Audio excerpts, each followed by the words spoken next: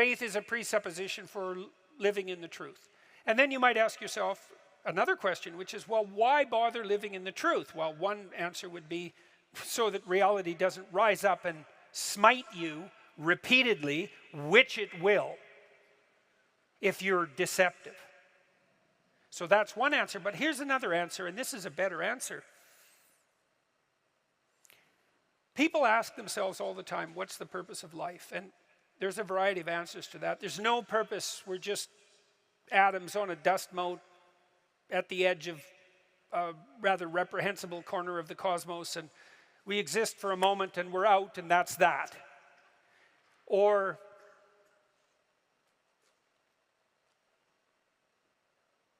we're so lost in a plethora of subordinate meanings that we're confused and aimless. Or we want to be hedonistically happy, and I would say that's really the offer that's on the table in our culture most of the time. It's like, well, I just want to be happy. And people will say that to you. It's a slogan. It's the most common slogan of our time, I would say, and it's such a preposterous slogan. It's like, what do you mean just? You just want to be happy. That's all. That's all you want. That absolute impossibility. You want bliss unending, no matter what you do, and that's all you want. It's not exactly a small ask, let's say, because it's the same thing as asking to dwell permanently in paradise. It's something like that. So it's not that likely. And then it also isn't true. That isn't what you want. If you do careful analysis of what people mean when they say they just want to be happy, what they mean is they don't want to suffer stupidly. We're much more concerned with not experiencing an excess of negative emotion than we are with experiencing a surfeit of positive pleasure. So first of all, we don't mean we just want to be happy. We mean, please don't make us too miserable. And fair enough, that's reasonable. But then even on the happiness front, even on the absence of misery front, that's not true. One of the things Dostoevsky pointed out in Notes from Underground, which is so bloody brilliant, he was criticizing the idea of materialist utopia. He said something like, well, imagine we made our materialist utopian dreams come true, and everybody had enough to eat all the cakes they wanted and enough to drink and nothing to do, he said, but busy themselves with the continuation of the species. And we were so pleased that we emitted nothing but bubbles of bliss. He said, human beings were so damn ungrateful that the first thing we do is take a stick and smash up all that comfortable prosperity just so that something unexpected and provocative could happen. And that's very smart. You know, that's hearkening in some sense back to the story of the Garden of Eden and the proclivity of human beings to eat the forbidden fruit. It's like it isn't obvious at all that we want happiness. It isn't even obvious that we want absence of misery. What's really obvious is that we want an adventure, right? We want an adventure that's so compelling that it makes the misery of life not just justifiable, but worthwhile. You want to look back on your life, you know. Mm-hmm. You want to look back on your life, and you know this to be true. You want to be able to say to yourself, even considering a month or a week or a series of days, you want to be able to say, that was really difficult, but you know what? It was worth it. And I think that's what you want from your life. It's something like, you know what? That was difficult, but it was worth it. And that meant that the adventure was so great that it justified the difficulties. And so then the question is, and here's the question, where do you find the great adventure of your life? Well, how about in truth? Well, why? Because you don't know what's going to happen if you tell the truth. It's a mystery. It's going to lay itself out for you. And so that's an adventure because you literally do not know what's going to happen. You have to let go of knowing what's going to happen. And so then you have that adventure, and then what is also the case is that it's you that's having the adventure, right? Because if what you're doing is living in truth, That's you. That truth is you. And so that means that whatever happens when you tell the truth is your adventure.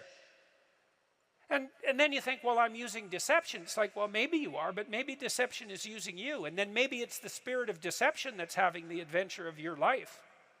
And then you might ask yourself, well, why are you so miserable and unhappy? And the answer would be, well, the spirit of deception is having the adventure of your life.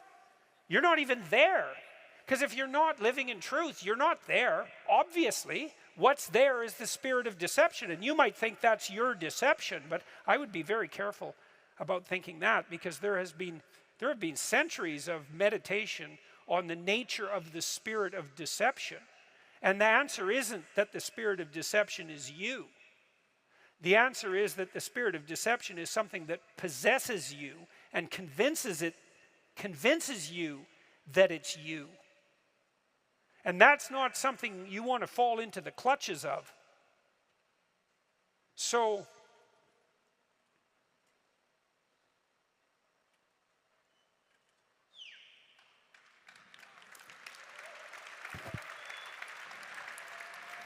now you have to tell me the question again.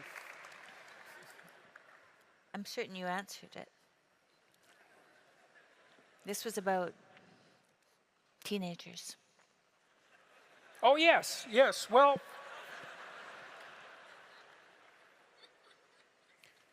back to the teenagers. Do you not want to go to college, or are you just lying about being lazy? So that's a question, and we can ask ourselves that question. And as I said, on the teenage front, craft a vision, craft a compelling vision. That's really what we are as human beings, is we're visionaries.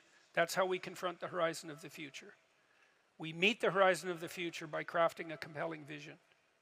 And your vision might not involve a college education, but it should be a vision that makes you think, if I could make that come true, it would justify the trouble that it would take to manage it. And I think that's the right attitude to take towards your life.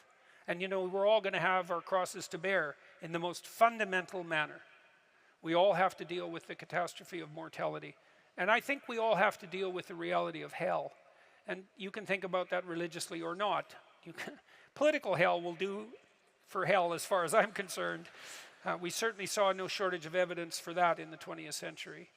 And we all have to contend with that, right? The reality of mortality and the reality of hell. And then we all have to contend with the fact that we have to develop a vision for our life that is so compelling that it justifies those bitter realities. And that's really the nature of the religious enterprise. And that's something you can embark on and should embark on young. If you're trying to figure out who you are, it's figure out who you need to be in order to justify the catastrophe of your life. And then you think, well, that was difficult. Man, that's for sure. But it was worth it. So, thank you very much. It was very good of all you to come tonight. I appreciate your time and attention. Thank you, Tim. You're welcome. Yeah. Lovely to be here. That's so nice. Thank you.